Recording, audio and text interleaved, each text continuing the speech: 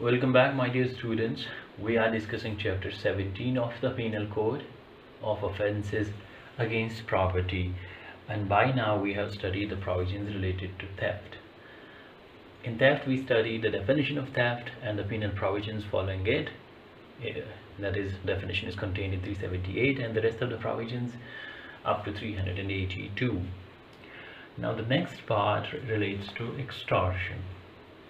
Extortion is quite different from theft, and we will analyze how these two offenses are different in their application and scope also. And the provisions of extortion are contained in 383 to 389. Extortion की definition 383 में है और बाकी provisions इसकी punishment और different forms से deal करते हैं। हम उनको डिटेल में डिस्कस करेंगे, बट आज हम ओवरव्यू ऑफ प्रोविजंस से पहले डेफिनेशन ही तरफ जाना चाहेंगे, बिकॉज ओवरव्यू ऑफ प्रोविजंस जो है या पीनल प्रोविजंस क्वाइट कम्प्लेक्स हैं, इसके वो समझना थोड़ा मुश्किल है और उससे पहले ही डेफिनेशन ज़्यादा मुनासिब है कि समझी जाए। We'll start with the definition of extortion. Extortion.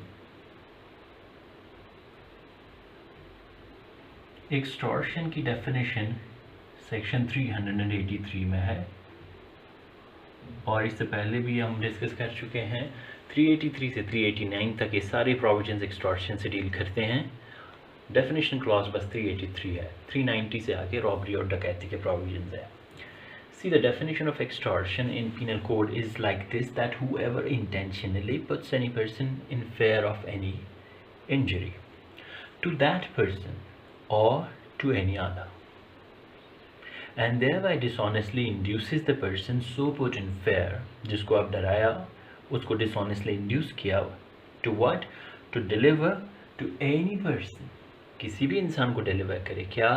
Any property or valuable security, या प्रॉपर्टी या वेल्युएबल सिक्योरिटी डिलीवर करने को कहे, और एनीथिंग या कोई और चीज़ साइंड और सील्ड, जिस पे साइन किया हुआ हो या सील लगी हुई हो, which may be converted into a valuable security, commits extortion. Once again, actually मैं इसको लिख ही लेता हूँ बोर्ड पे ताकि हमें वर्ड बाय वर्ड और फ्रेज बाय फ्रेज इसको डिफाइन करने में आसान हो जाए। I am pausing this video for a while till I right this definition on the board. So definition completely हमने लिख दी है, थोड़ा सा एब्रीवेटेड फॉर्म कहीं कहीं यूज़ किया है। We will start underlining and highlighting the key words और key phrases of this section. एक बेयर रीडिंग लगा लेते हैं। Whoever intentionally puts any person in fear of any injury to that person or to any other, and thereby dishonestly induces the person so put in fear, this one, to deliver to any person any property or valuable security or anything signed or sealed which may be converted into a valuable security, commits extortion. ये सारे essential satisfy होने चाहिए extortion होने के लिए। अब keywords को note कर लेते हैं and see how technically it starts to become. Whoever intentionally, the mens rea, first mens rea required for the fear, puts any person in fear of injury. Fair of injury के लिए जो mains रे required है वो intentional है। Intentional putting of fear, यहाँ intentional, ये fear of injury से रिलेटेड है intentionally. This is the mens rea related to this actus, ये एक्टस रियस है, लेकिन ऑफेंस का, एक्सटॉर्शन के ऑफेंस का एक्टस रियस कुछ और है, वो आगे है एक्सटॉर्शन का। बट फेयर ऑफ इंजरी जो कॉज किया जाए वो इंटेंशनली होना चाहिए। अभी हम बताएंगे ये क्यों अंडरलाइन करवा है intentionally.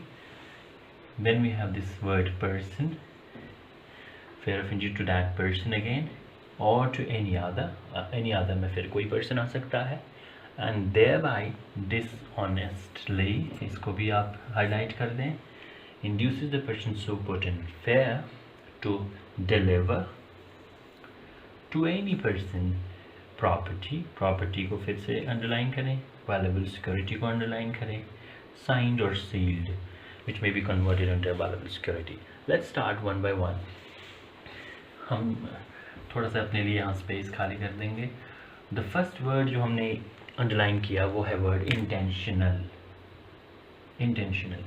If you remember the section 39, the beauty of drafting here is, अगर 39 में क्या डिफाइन किया गया है, voluntarily. Why has not been the word voluntarily used into the drafting of this section? ये भी हो सकता था ना definition में, whoever voluntarily puts any person in fear of injury. Let's see, voluntarily अगर intentionally की जगह आता तो क्या होता. voluntarily की definition 39 में क्या है. voluntarily क्या है, a person is said to cause an effect voluntarily when he causes it by means whereby he intended to cause it. या तो intention था, दूसरा he had knowledge. तो देखिए इंटेंशन से भी वॉलंटरीली माना जाएगा, तो वॉलंटरीली थोड़ा बड़ा वर्ड है इंटेंशन से. वॉलंटरीनेस में इंटेंशन भी आता है इटसेल्फ, और इसके अलावा नॉलेज भी आता है, और रीज़न टू बिलीव भी आता है. रीज़न टू बिलीव थर्ड चीज़ें हैं, बट हम let's take knowledge. For example अगर वॉलंटरीली होता तो अगर किसी को नॉलेज भी इस चीज़ की होती कि उसके ऐसा करने से कोई सामने डर जाएगा, तो इट इज़ एक्सटॉर्शन. अब इसकी एग्जाम्पल ले लेते हैं कि वॉलंटरीली यूज़ करने का मिसचीफ क्या था, ये एम्बिट कितना बढ़ जाता और जो ऑफेंस नहीं होता. थेफ्ट का केस बजाते खुद एक्सटॉर्शन बन जाता. फॉर एग्जांपल ए पर्सन एक प्रेमाइसिस में गया थेफ्ट करने के लिए, और उसने वहाँ छोटे बच्चे से पूछा कि तुम्हारे पापा पैसे कहाँ रखते हैं. It was just an honest inquiry, और मे भी बच्चा डर गया या घर में कोई और डर गया. That fear was caused and he had no intention to cause the fear, but he had knowledge. तो knowledge voluntarily अगर word होता तो वो फंस जाता उससे. This would have amounted to extortion. Bit technical है, but इसको समझिए कि intentionally word use क्यों हुआ है instead of voluntarily. So 39 का एक element बस उठाया है intentionally. Whoever intentionally, इसका मतलब ये हुआ जो फेयर ऑफ इंजरी कॉज करेगा accused, he must intend to cause that fear. अगर उसकी मेयर प्रेजेंस से या उसकी अपीयरेंस से फेयर हो गया कॉज टू द पर्सन और उसको इंटेंशन ऐसा नहीं था, although he might have committed theft और ट्रेसपास और any other thing, that is not extortion. So intention, ये मेंजरिया इससे जुड़ा हुआ है, intentional fear of injury. Puts any person, दूसरा वर्ड जो हमने हाईलाइट करवाया आपसे वो है, इससे रिलेटेड 39 हमने याद करवाया. दूसरा वर्ड है person. You remember the definition of word person, मैंने बस रेफर करवाया था, आपको याद होगा. जो पर्सन है, पर्सन से सिर्फ ह्यूमन बीइंग मुराद नहीं है. It doesn't mean only human beings. Section 11 defines person, और इसमें पर्सन में ह्यूमन बींग्स के अलावा आर्टिफिशियल पर्सन्स भी आते हैं. पर्सन्स की डेफिनेशन यहाँ क्या है, body of individuals whether incorporated और नॉट. कंपनी और एसोसिएशन भी आता है इसमें, यानी एक्सटॉर्शन कंपनी से भी हो सकता है, एसोसिएशन से भी हो सकता है. Body of individuals whether incorporated और not. For example there is a committee, मोहल्ला सुधार कमेटी है कोई, उनके पास फंड है, और या एक स्कूल है, तो स्कूल रजिस्टर्ड है या नहीं है, but it's not a person. लेकिन स्कूल को किसी ने क्या एक्सटॉर्ट किया जा सकता है स्कूल से. School is not a person ordinarily, but section 11 में वो पर्सन है, तो एक्सटॉर्शन हो सकता है स्कूल से. फॉर एग्जांपल किसी ने स्कूल को एक्सटॉर्ट किया या इंटेंशनल फेयर ऑफ इंजरी किया कि हम इस स्कूल को जला देंगे अगर मुझे मार्कशीट, पास मार्कशीट नहीं मिली फॉर एग्जांपल, और that might be a case of extortion. So any person में it doesn't only include human beings, includes more than human beings. इसके लिए हमें section 11 पे जाना पड़ेगा. Then there is fear of injury. मैंने आपसे कहा था there is a nexus between this intention and fear of injury. ये अभी actus reus और mens rea जो extortion के लिए है वो अभी ये डिस्कस नहीं हो रहा है. This is actually fear of injury एक means है एक्सटॉर्शन को कॉज करने का, but fear of injury should be intentional. So this mens rea is related to this fear of injury, intentional fear of injury. So इसके बाद जो acts Reis और mains रिया extortion का है वो शुरू होगा. किसको करे fear of injury? To that person, इसको जिसको who has been put under fear of injury. क्या इस किसी और को भी कर सकता है? येस, और टू एनी अदर, यही गुंजाइश है इसकी. इसका मतलब क्या हुआ? फॉर एग्जाम्पल ए एक्सटॉर्शनर है, एक्सटॉर्शन कर रहा है किसको? B and C. B is a mother and C is a child. And A उसको कह रहा है बी को कि you give me a necklace of yours, otherwise I will throw this child. So fear of injury to that person और to any other, किसी और को, यहाँ चाइल्ड को इंजरी का फेयर हो रहा है लेकिन कहा एक फेयर इसको कॉज किया जा रहा है. सो टू दैट पर्सन और to any other. I forgot to underline और highlight this word, discuss this word injury. Injury word को हम डिस्कस कर लेते हैं. Injury, as you remember, section 44 defines और qualifies the word injury. 44 define injury, और ये बहुत इंपॉर्टेंट है एक्सटॉर्शन के ऑफेंस के लिए. याद रखिएगा इस पर्सन को क्या कॉज किया जा रहा है? Fear of injury. यहाँ पर्सन से मतलब नहीं है human being only, it means more than that. Section 11 read किया जाएगा. और fear of injury, injury means what is defined in 44. Injury doesn't mean a physical injury only. For example hurt cause किया, grievous hurt, यही नहीं है समझना. अक्सर extortion discuss करते वक्त स्टूडेंट्स के माइंड में यही पिक्चर आती है, because we don't try to learn this meticulously. Injury word is qualified by 44 and injury is, अगर आप डेफिनेशन में देखेंगे, it is a harm whatever illegally caused to any person. किसी भी पर्सन को कोई भी हार्म कॉज किया गया इलीगली, किस चीज़ में? इन बॉडी, माइंड, रेप्यूटेशन और प्रॉपर्टी. और इसमें मैंने एट लेंथ क्लास में हम लोगों ने ये डिस्कस किया था कि बॉडी का हार्म क्या है, माइंड का, रेप्यूटेशन का, प्रॉपर्टी का. फिर से कुछ एग्जांपल्स, चीफ एग्जांपल्स याद कर देते हैं. फॉर एग्जांपल हर्ट है, ग्रीवियस हर्ट है, रिलेट्स टू बॉडी. माइंड में फेयर के अलावा कुछ और भी आता है, हरासमेंट, क्रूअल्टी, लेकिन फेयर भी आता है. Fear is always an element of mind, mind को अफेक्ट करता है, it harms mind. And reputation को, for example defamation. So physical injury नहीं है. ए ने बी से कहा कि तुम्हारी फोटोग्राफ है कोई, सर्कुलेट कर दूंगा, otherwise send me this money, if you don't I will circulate it. So this is a fear of injury, although there is no physical injury. Reputation, defamation cause करने को कह रहा है. And property, किसी ने कहा कि property जला दूंगा या वो property destroy करूंगा. Property includes both movable and immovable. यहाँ movable या immovable दोनों आएंगे injury में. So उसने उसे कहा कि फलां ज़मीन है तुम्हारी, वहाँ फसल है, उसको बर्बाद कर दूंगा. So it's related to immovable property or even movable property. So whoever intentionally puts any person in fear of injury, 44 section इसको क्वालिफाई करता है. to that person, या तो उसको कॉज किया fear of injury या किसी और को कॉज किया. For example, let's take one more example. fear of injury, injury में कभी भी आप दिमाग में ये पिक्चर मत बनाइएगा that it's a physical injury, it's a legal injury as qualified by section 44. for example, there's a person A and A is an extortioner. ये extortion कर रहा है किसका? B का. B is a father and G is her daughter, his daughter, sorry. G इसकी बेटी है B की, और A ने कहा कि G की कोई defamatory और libelous और slanderous चीज़ है A के पास. He will publish that unless B gives him money. This is a clear-cut case of extortion. Although यहाँ physical injury कोई नहीं है, publishing or mere threat of publication of a libelous or slanderous content is defamation, which is itself a injury. But injury की definition में है, आपने देखा होगा, what a harm whatever illegally caused. Legal harm does it mean? तो उसको extortion नहीं कहेंगे.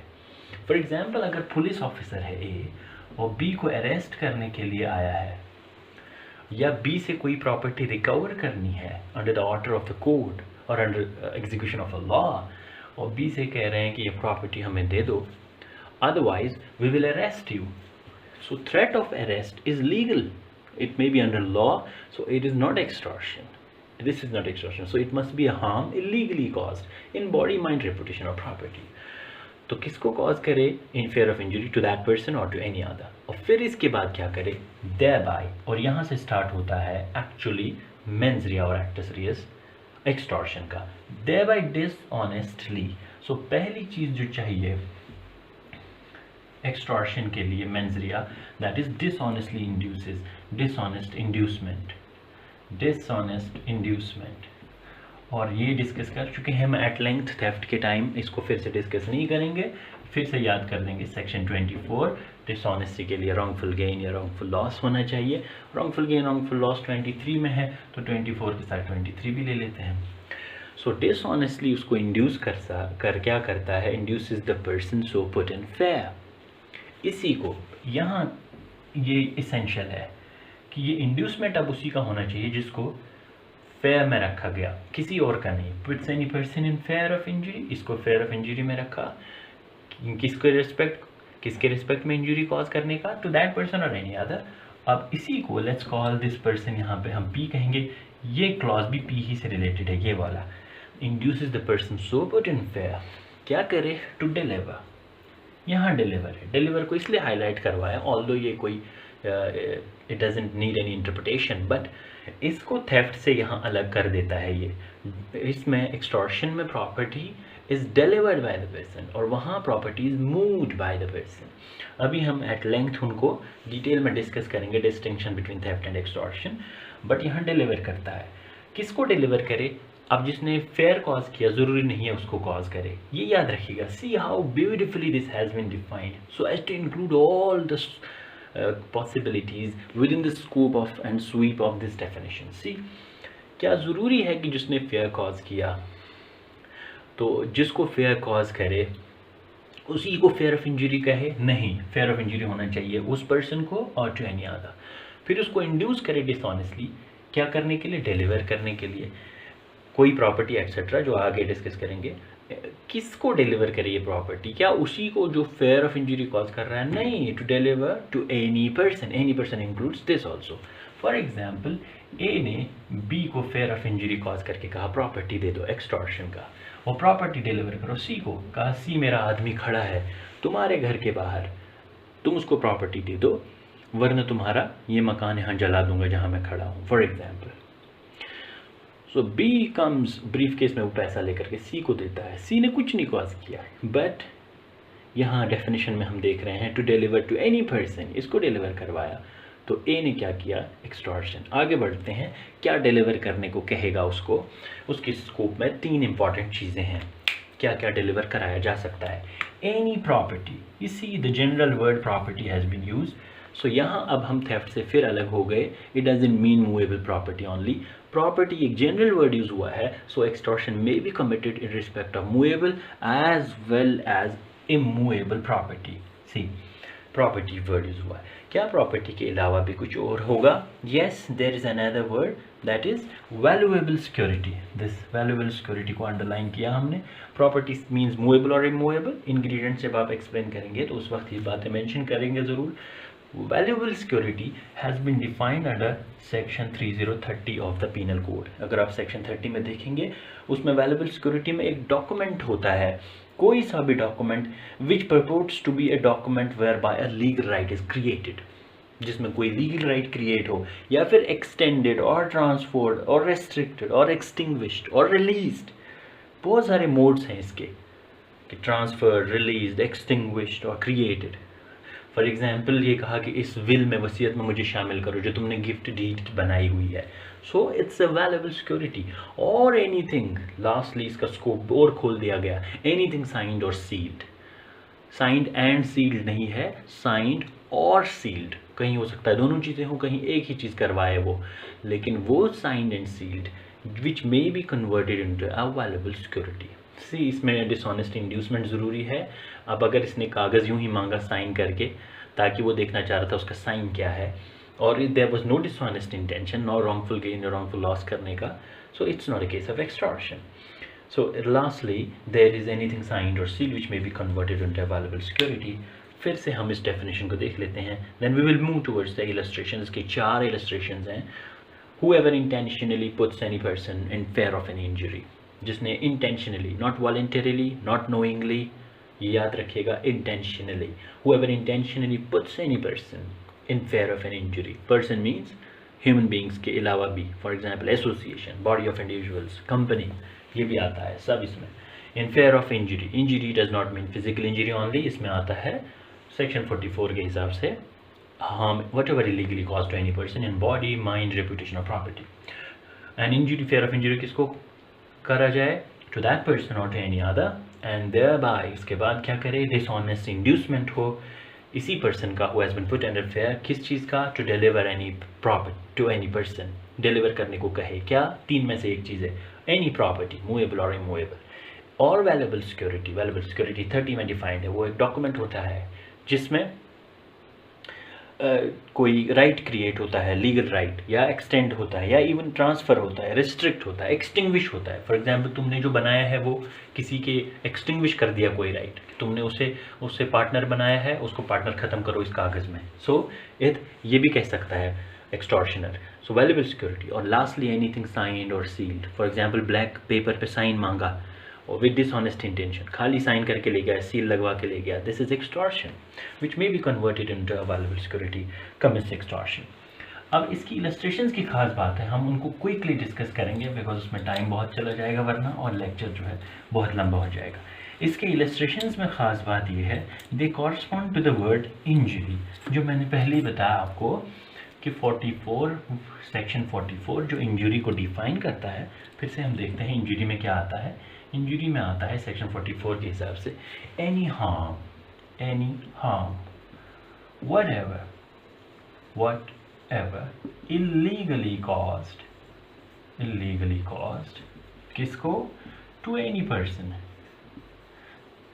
फिर से यहाँ वर्ड पर्सन आया. सेक्शन 11 के हिसाब से क्या मतलब? इसका मतलब कि ये इंसान के अलावा किसी और का भी हो सकता है, स्कूल का भी, ट्रस्ट का भी, कंपनी का भी. सेक्शन 11 के साथ अगर पढ़ा जाए तो इसमें नेचुरल ह्यूमन बींग्स को सिर्फ नहीं होता ये सब. To any person illegally cause to any person in किस में? बॉडी एक चीज़, माइंड. ये मैं ऐसे लिख रहा हूँ, सेक्शन में इस तरह नहीं है, अलग अलग. बॉडी, माइंड, रेप्यूटेशन और प्रॉपर्टी. इनमें से किसी एक चीज़ का फेयर कॉज करना इंजरी बन जाएगा सेक्शन 44 में. और इसी इंजरी के एप्रहेंशन में या इसी इंजरी के इम्प्रेशन में कोई चीज़ मांगी, this might amount to a case of extortion. तो चारों इलस्ट्रेशन जो हैं वो एक एक इंजरी को कॉरस्पॉन्ड करती है. फॉर एग्जाम्पल अगर आप इलस्ट्रेशन ए देखेंगे, first illustration, it corresponds to this. बस यहाँ मैं मेंशन कर देता हूँ ताकि आप लोगों को आ सके. रेपुटेशन, बिकॉज उसमें क्या होता है, एक पर्सन दूसरे को थ्रेट करता है that he may publish A defamatory statement, जिसमें दूसरे पर्सन जेड को लेकर कुछ डिफेमेटरी स्टेटमेंट है, और फिर उसको इंड्यूस करता है कि उसको वरना पैसे दे दो. And this is extortion in as much the fear of injury is caused. And injury यहाँ फिजिकल इंजरी नहीं है, हार्म टू रेपुटेशन है. सिमिलरली इलस्ट्रेशन बी जो है वो रिलेटेड है इससे, माइंड. जब एक पर्सन है वो दूसरे को थ्रेट करता है जेड को कि उसका चाइल्ड उसकी कस्टडी में है, वो उसको मार देगा या हार्म पहुंचाएगा.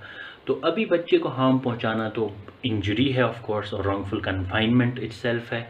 It's an offence against human body. अगर ह्यूमन बॉडी यहाँ बच्चे की है, लेकिन जिसको एक्सटॉर्शन कॉज किया जा रहा है वो जेड है, पेरेंट है चाइल्ड का. सो उसके माइंड में इंजरी हो रही है, तो definitely illustration B is related to injury to mind.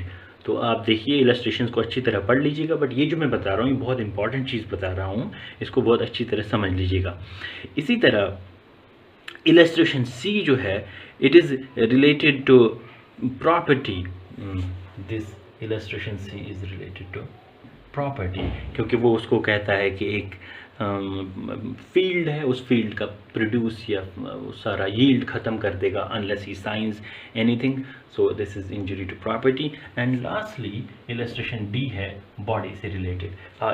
You please take some time to go through these all illustrations one by one और आपको बहुत मज़ा आएगा उनको समझते हुए. मैंने पहले ही बोला कि सारे इंग्रेडिएंट सेटिस्फाई होने चाहिए तभी कहा जाएगा कि इलस्ट्रेशन ठीक है. और you will find on in those illustrations के सारे इंग्रेडिएंट्स ऑफेंस के सेटिस्फाई हो रहे हैं.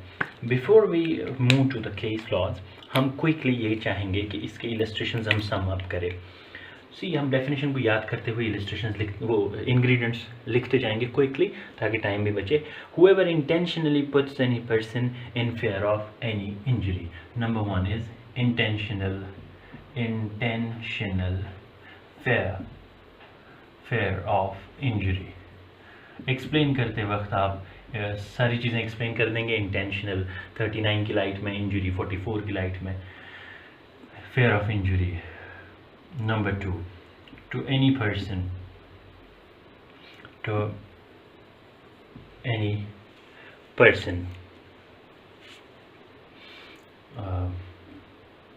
एक मिनट, यह injury intentional fear of injury to any person यहीं लिख देते हैं. To any person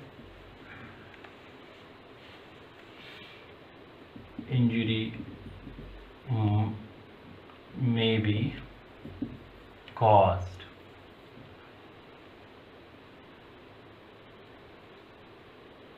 to that person or any other. ये जो फेयर ऑफ इंजरी है ये तो एक पर्सन को कॉज किया जाए मगर इंजरी वो चाहेगा या तो उसको कॉज करे या to any other. Then this must follow by dishonest inducement. Whoever intentionally puts any person in fear of any injury to that person, injury to any person or any other, and there is dishonest inducement. So dishonest word is qualified by section 24 already, और इसमें हमने देखा 24 भी है, 23 inclusive है. Dishonest inducement with respect to what? There must be to deliver any property. To deliver any property. Property आगे इसके लिखेंगे आप movable और immovable, both immovable and और valuable security. ये मैं quickly थोड़ा चलूँगा. Valuable security और finally anything signed or sealed. That's all. So इस तरह जो है to deliver to any person, to any person. This is a quick wrap up of the ingredients of this section. Now we move to the case law. There is a famous case law of 1952. ये Patna high court का एक case है, Habib Khan versus State. You may note down the judgment of Habib Khan versus State. ये बहुत ही interesting judgement है citation के मामले में. सी इसकी साइटेशन कितनी यूनिक है. AIR 1952 जो इसका पेज नंबर है AIR में पटना 379 और आप जानते होंगे 379 में थेफ्ट की पनिशमेंट है. Habib Khan versus State is a leading case on extortion in which it was held that the injury need not necessarily be physical. Even a terror of a criminal charge,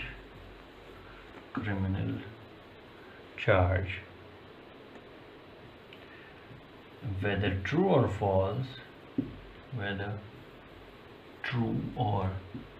false, amounts to injury. So ये डरा देना कि मैं case करूँगा आपके ख़िलाफ़ या court जाऊँगा या इस ऑफेंस का आप पे इल्ज़ाम लगाऊँगा, बदनाम कर दूँगा. This amounts to injury. So this is Habib Khan. और आगे केस लॉ से हमें क्लियरली.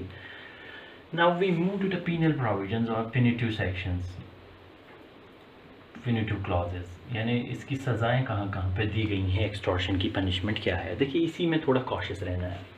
383 डिफाइन करता है एक्सटॉर्शन को।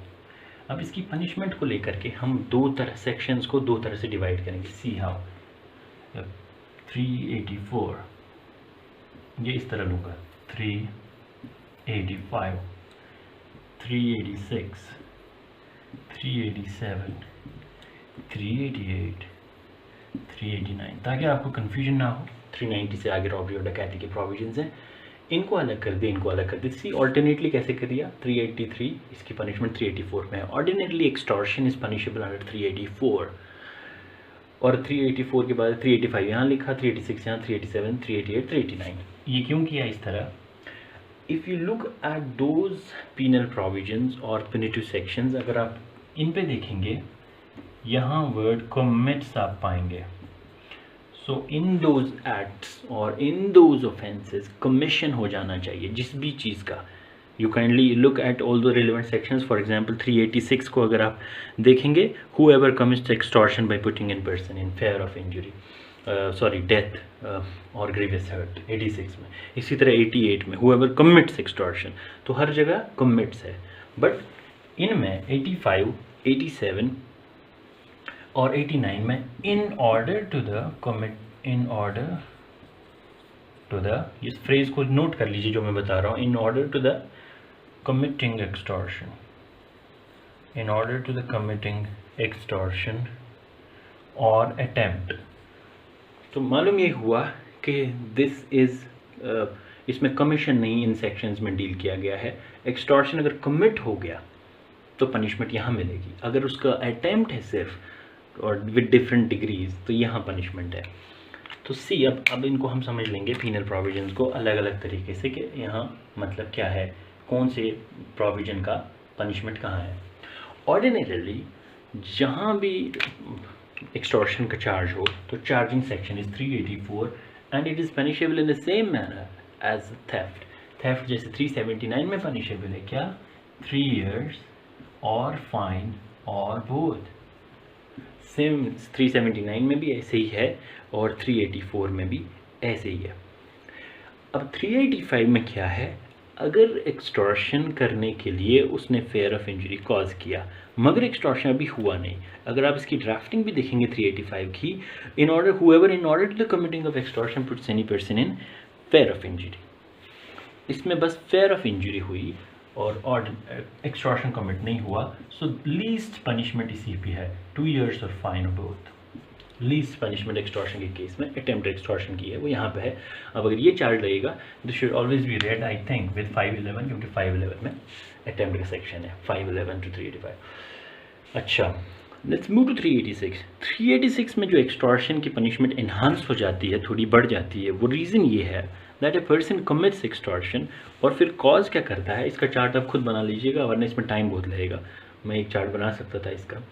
386 में जो वो एक्सटॉर्शन करता है इसमें तो फेयर ऑफ इंजरी थी, इसमें इंजरी स्पेसिफाई हो गई 386 में, स्पेसिफाई होकर के उन इंजरीज में से अगर ये इंजरी है तो 384 भी नहीं लगेगा, तो 386 पे आएगा केस। कौन सी इंजरी, फेयर ऑफ डेथ और ऑफ ग्रीवियस हर्ट। अगर उसको फेयर ऑफ डेथ और फेयर ऑफ ग्रीवियस हर्ट किया, वो अलग है कि डेथ या ग्रीवियस हर्ट कॉज करना एक सब्सटेंटिव अलग से ऑफेंस होगा, बट अगर एक्सटॉर्शन किया और कमिट किया by causing fear of death और ग्रीवियस हर्ट तो 386 में पनिशेबल होगा which is 10 years and fine, 10 years plus fine. And 387 में सिमिलरली अब अगर यही कॉज किया मगर attempt, if in order to the committing of extortion उसने एक्सटॉर्शन कॉज करना चाहा लेकिन by putting a person in fear of death और grievous hurt to that person और टू एनी अदर, तो उस केस में पनिशमेंट क्या होगी, 7 years and fine, 7 years plus fine. Punishment यहाँ अलग हो जाती है 387 में 7 प्लस फाइन। यहाँ अभी एक्सटॉर्शन हुआ नहीं, यहाँ कमिट किया। सो फॉर एग्जांपल किसी ने एक्सटॉर्शन कॉज किया कि मैं जान से मार दूंगा या हाथ काट दूंगा या फॉर एग्जांपल दांत तोड़ दूंगा, सो इसमें 384 या 385 का चार्ज लगाना ही नहीं चाहिए। And if prosecution officer invokes charge 384, गलत किया 386 लगना चाहिए। एंड अगर कमिट हो गया, अगर कमिट नहीं हुआ तो 387। 388 एंड 389 बड़ा पर्टिकुलर है इन द सेंस दैट इससे ये पता चलता है मैकॉले कि टाइम में भी डिफेमेशन या पर्सनल इंटेग्रिटी, एक इंसान की इज़्ज़त आबरू की कितनी ज़्यादा अहमियत थी और ये समझा जाता था। फॉर एग्ज़ाम्पल 388 में एक इंसान जो एक्सटॉर्शन करता है, he puts another person in fear of acquisition, उस पर एक्विजिशन लगाना को कहता है इल्ज़ाम लगा दूंगा, किस चीज़ का, एक ऐसे ऑफेंस का जिसकी पनिशमेंट आईपीसी में है डेथ, ऐसा ऑफेंस जिसकी पनिशमेंट डेथ है या लाइफ इम्प्रिजनमेंट है या 10 ईयर्स तक है, 10 ईयर्स लाइफ इम्प्रिजनमेंट डेथ, ऐसे ऑफेंस का एक्विजिशन, फॉर एग्जांपल रेप का एक्विजिशन लगा दिया या ये कहा कि एक्सटॉर्ट किया तो रेप का एक्विजिशन, इसी तरह एसिड अटैक का, इसी तरह सेडिशन का एक्विजिशन लगा के एक्सटॉर्शन किया, या फिर कोई ऐसा ऑफेंस किसी से करने को कहा और उन मोड से ये एक्सटॉर्शन कॉज किया, तो उस केस में उसको पनिशमेंट होगी 10 ईयर्स प्लस फाइन। मगर इसमें एक चीज़ खास है, 10 प्लस फाइन, इसमें यूनिक ये चीज़ है कि इफ़ एक्विजिशन जो लगाया गया है वो 377 का है, पर्टिकुलर केस है 377 अननेचुरल सेक्स, तो उस केस में लाइफ इम्प्रिजनमेंट है। और सेम इधर है 389 में भी, हालांकि इसमें अलग अलग होना चाहिए था, यहाँ कमिट करता है कमीशन हो जाता है, यहाँ सिर्फ अटैम्प्ट है, और यहाँ सिर्फ अटैम्प्ट अगर किया या in order to committing extortion accusation लगाया इस ऐसे ऑफेंस का जिसकी पनिशमेंट डेथ है, लाइफ इम्प्रिजनमेंट है या 10 ईयर्स और अबव है, या किसी और को ऐसा ऑफेंस करने को कहा और फिर एक्सटॉर्शन करना चाहा, तो 10 ईयर्स प्लस फाइन है। और या फिर अगर वो 377 के एक्विजिशन से रिलेटेड है तो पनिशमेंट होगी लाइफ इम्प्रिजनमेंट। तो यहाँ दो बातें बताना ज़रूरी है। नंबर 1 कि 380 और 389, 388, 389, as students of law we must say that punishment यहाँ कम होनी चाहिए थी, यहाँ ज़्यादा होनी चाहिए थी, बिकॉज यहाँ सिर्फ अटैम्प्ट कर रहा है, यहाँ अटैम्प्ट और कमीशन को इक्वेट किया है and we fail to understand the logic, ऐसा क्यों किया गया है, because in order to committing वो एक्विजिशन लगाता है और सिर्फ यहाँ भी एक्विजिशन ही लगाता है। और दूसरी बात यह है जी 377 सी, इसीलिए बार बार अक्सर स्टूडेंट्स रॉन्गली एक वर्ड यूज़ करते हैं, कोट करते हैं, that 377 was held unconstitutional in the case of Navtej Singh Johar versus union of India, जो जजमेंट रिसेंटली आई थी in 2017, Navtej Singh Johar versus union of India, all India reporter 2017, supreme court 4321। इसमें 377 was not held unconstitutional और was not struck down, ये दोनों words गलत हैं। It was not struck down मैं अक्सर कहता हूँ, it's called read down, it was read down. Read down means for the purpose, certain purposes the act or so the provision or the law is unconstitutional, कुछ चीज़ों के लिए, but for other matters it's a law. तो similarly यहाँ it's a clearly law। अगर किसी ने for example किसी को extort किया पैसा, ये एक्विजिशन ऑफ सोडोमी, कहा कि मैं सोडोमी का एक्विजिशन लगा दूंगा, so it's unnatural sex and it is 377, इसको पनिशेबल बनाता है। सो नवतेज सिंह जौहर से इस सेक्शन में कोई फ़र्क नहीं पड़ा, because it has been read down, not struck down. This concludes the part of extortion. Thank you very much for your time and patience. Please keep reading the bare provisions and case laws as well. Have a nice time.